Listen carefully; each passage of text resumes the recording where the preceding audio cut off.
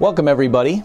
In this lecture, we're going to walk through the types of implications we can derive from just basic economic insights. Specifically, we're going to see the types of things we can learn about reality just from thinking through the implications of the fact that people act, meaning they behave purposefully, that they have conscious goals they're trying to achieve. As we'll see, there's a lot of things we can learn about that situation just by thinking through it.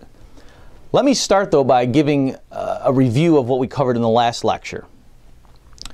There we talked about the fact that there's a difference between the natural sciences and the social sciences, and that